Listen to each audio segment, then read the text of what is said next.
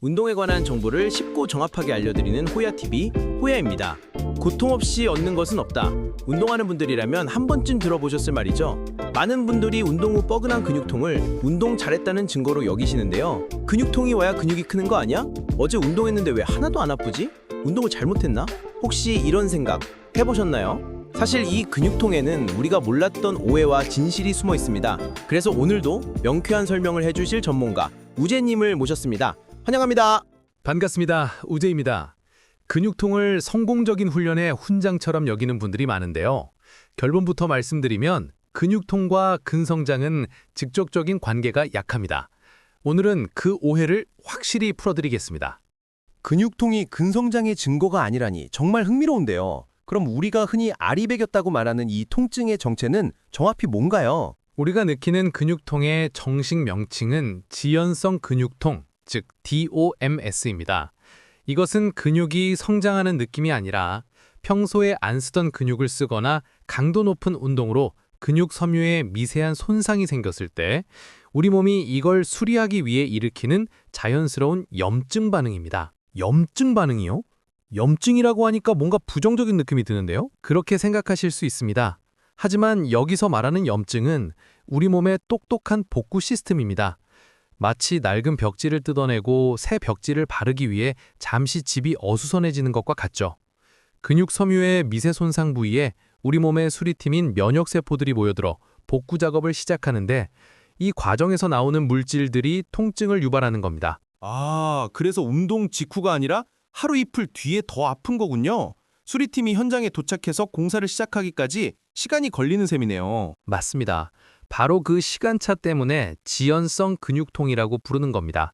즉, 우리가 느끼는 통증은 한창 수리공사 중이라는 신호인 셈이죠. 그렇다면 가장 중요한 질문입니다. 근육이 성장하려면 꼭 이 수리공사, 즉 근육통을 느껴야만 하나요? 전혀 그렇지 않습니다. 근육통은 근성장의 필수 조건이 아닙니다. 근성장을 이끄는 핵심 요인은 크게 세 가지인데요. 가장 중요한 별 3개짜리 요인은 바로 기계적 장력입니다.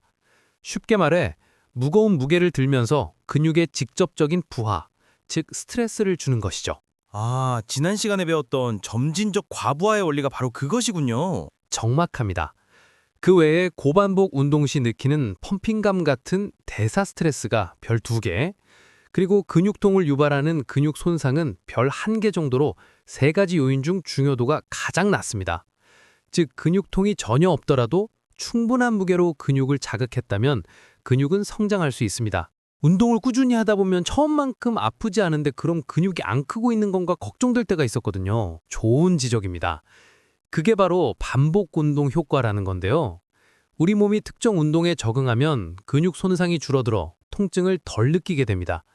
하지만 그때 무게나 횟수를 늘려서 기계적 장력을 계속 높여준다면 통증은 없어도 근육은 계속 성장하는 거죠. 훈련의 목표는 근육을 파괴하는 것이 아니라 충분히 자극하는 것임을 기억해야 합니다. 그럼 근육통이 있을 때는 어떻게 해야 하나요? 참고 계속 운동을 하는 게 좋을까요? 아니면 쉬는 게 나을까요? 결론부터 말씀드리면 확실히 쉬는 게 더 현명한 선택입니다. 많은 분들이 운동으로 근육통을 풀어야 한다고 오해하시는데요. 과학적인 근거는 오히려 그 반대를 가리킵니다. 쉬는 게 더 좋다고요?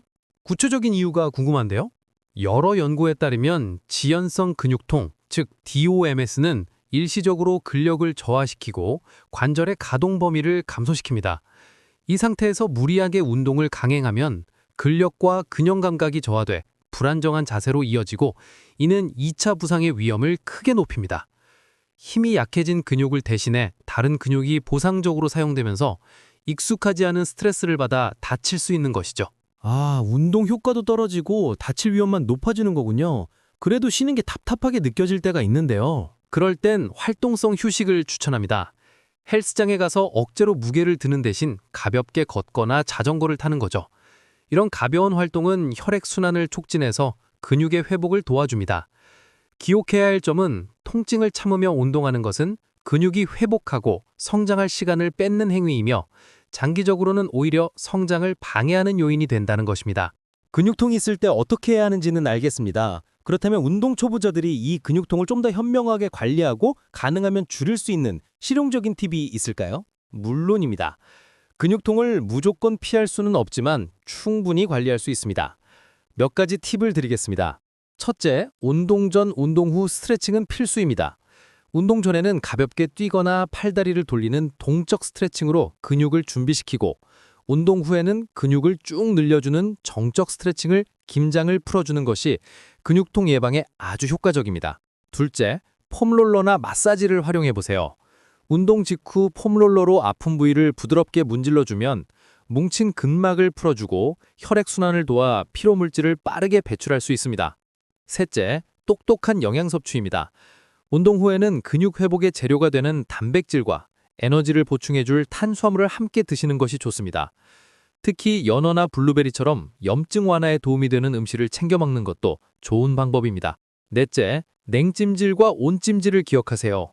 운동 직후에는 냉찜질로 염증 반응을 가라앉히고 근육통이 본격적으로 시작됐을 때는 온찜질로 혈액순환을 촉진해 근육을 이완시켜주는 것이 효과적입니다.